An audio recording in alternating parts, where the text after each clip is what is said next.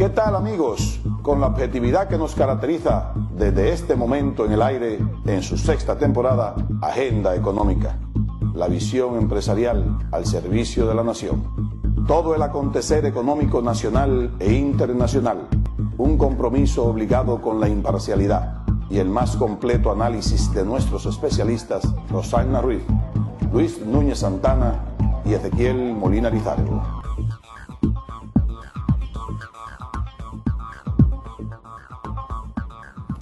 Saludos cordiales, amigos y amigas de Agenda Económica, bienvenidos. Hoy día nosotros vamos a entrar en un análisis bien interesante, porque nos vamos a ir del entorno local, de todo lo que hemos venido comentando durante estos últimos días con ustedes, y vamos a ver el entorno internacional. Y hemos querido hacerlo porque, si bien es cierto que tenemos problemas locales y que la gente está inconforme y lo ha demostrado en una huelga, también lo es que esos problemas tienen mucho que ver con el entorno internacional. Y mucha gente debería tener más información y debería ser orientada respecto a esta temática. Y ya que algunos funcionarios del gobierno no lo quieren hacer, pues nosotros en este programa quisiéramos contribuir de alguna manera a que esto pudiera ser más conocido y que la gente tenga mejor información acerca de lo que está pasando en el plano internacional y de lo que eso pudiera implicar para el desenvolvimiento de la economía en los próximos meses. Que nosotros, después que ha sido ya presentada la carta de intención al Fondo Monetario Internacional y se espera que esta sea conocida, si no lo ha sido ya,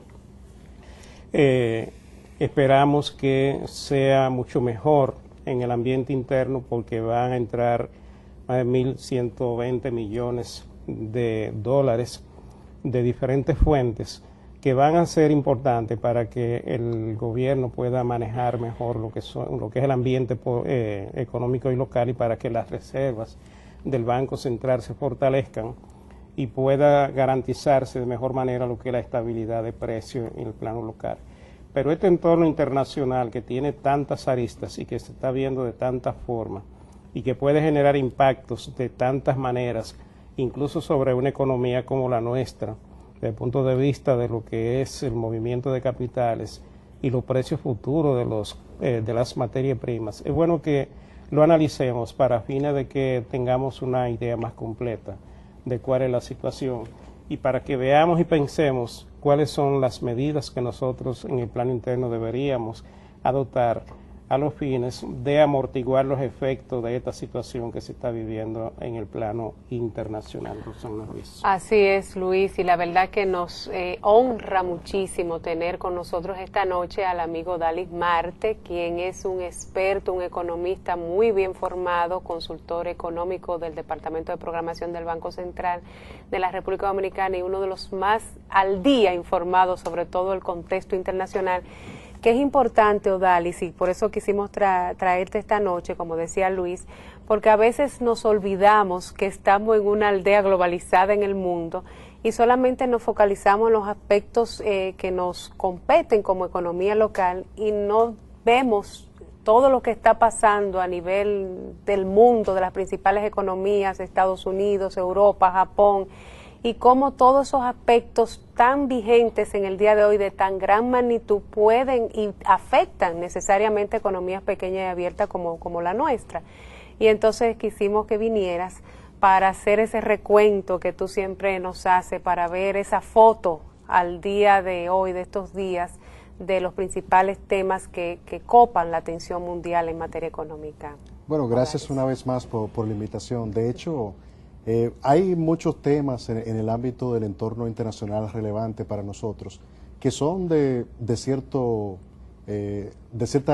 atención, de cierto cuidado, porque se está viendo como si se estuviera conformando o hubiera un peligro de una tormenta perfecta, como se diría, o sea, que sería, digamos, precisamente lo que no necesitamos que suceda para que la economía mundial se desacelere. Estaríamos hablando de que Estados Unidos enfrenta un problema fiscal importante, Europa podría requerir, varios países de la Unión Europea, una reestructuración de su deuda, que ya veremos si esta reestructuración se da de forma ordenada, que es lo que el mercado espera. Japón en un estancamiento económico, sobre todo empeorado por el terremoto que conocemos, que sucedió, ¿verdad?, recientemente, hace unos meses, y la perspectiva de una desaceleración de la economía china. Para nosotros en República Dominicana nos compete, digamos, mirar mucho lo que sucede en Estados Unidos. Estados Unidos, como sabemos, después de la crisis de 2008, el endeudamiento público tuvo que aumentar de forma importante. De hecho, entre 2008, debido al estímulo por la parte fiscal, para que la economía no cayera de forma brutal y no afectara no solamente las perspectivas de crecimiento de la economía de Estados Unidos, sino también las perspectivas de la economía mundial. Si Estados Unidos hubiera caído un descalabro, lo hubiéramos sufrido todos. Hubiésemos llegado a la verdadera depresión de 1930. Claro, todos hubiéramos tenido un colapso. Algún tipo de, digamos, de problema derivado de eso. De hecho, mucho de lo que nosotros hemos tenido que hacer internamente ha sido precisamente para evitar que esa onda expansiva nos afectara de forma muy significativa. De hecho, el endeudamiento externo de Estados Unidos subió de forma importante, subió cerca del 40%. Si usted lo mira desde 2008... Casi un 130% de su Producto Bruto Interno. Ahora mismo está cercano al 100%. De hecho, sí, el problema es de que el PIB de Estados Unidos es alrededor, para decir un número enorme, serían como 14.7 millones de dólares. O sea, trillones en inglés, billones en español. O sea, alguna gente se confunde, ¿verdad? Pero el número largo serían como 14.7 millones de dólares. Entonces, el endeudamiento externo de Estados Unidos, eso crece diariamente, ¿verdad? Por la tasa de interés que los diferentes papeles de deuda van generando, pero si hacemos un corte hoy, sería poco más de 14 millones de dólares, 14 trillones, ¿verdad? Entonces es como prácticamente 100%. Sin embargo, el problema que está sucediendo ahora es de que con ese crecimiento de cerca del 40% de la deuda externa de Estados Unidos. En 2 años y pico, prácticamente, en 3 años. Eso ha llevado a un punto de que el gobierno, digamos, como proporción del Producto Interno Bruto, está gastando como 46%, pero está recaudando como 38%.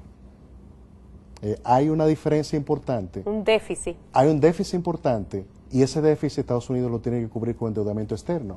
Ahora, ¿cuál es la situación? La situación es de que legalmente, o sea, quien autoriza, como todo país democrático, quien autoriza el endeudamiento externo es el Congreso de los Estados Unidos. Pero legalmente hay un tope de endeudamiento. Y como el Congreso está dominado por la oposición en Estados Unidos, ahí hay un problema serio porque una oposición... No quieren levantar el tope. Ellos no quieren levantar el tope. Ellos dicen, saben que no, para nosotros autorizar a que ustedes se endeuden más, ustedes tienen que reestructurar, hacer una reforma fiscal por el lado del gasto. Eso usted tiene que gastar menos. Y el gobierno de Estados Unidos dice, bueno, pero mira, se puede gastar menos, pero no de golpe y porrazo. O sea, se necesita un tiempo. Una gradualidad. Vamos a ir a un plan de 5 años en el cual nosotros recortemos gastos, pero también aumentemos un poco el ingreso, o sea, un poco de impuestos. Y dicen, no, solamente reduce gasto. Y dice, bueno, gran parte del gasto de Estados Unidos está bien, aparte del tema de defensa, también un gasto social importante. Hay gastos en salud, en pensiones, en educación, en pensiones. Fíjense, para que ustedes vean la importancia del sector público como generador de empleo incluso, el mes pasado Estados Unidos reportó una creación de empleo de tan solo 18,000 empleos. Sin embargo, solamente el sector privado había creado 50,000. Lo que pasa es de que el gobierno despidió como 30,000. Okay. Entonces el neto. Claro, el neto quedó entonces alrededor de 18,000.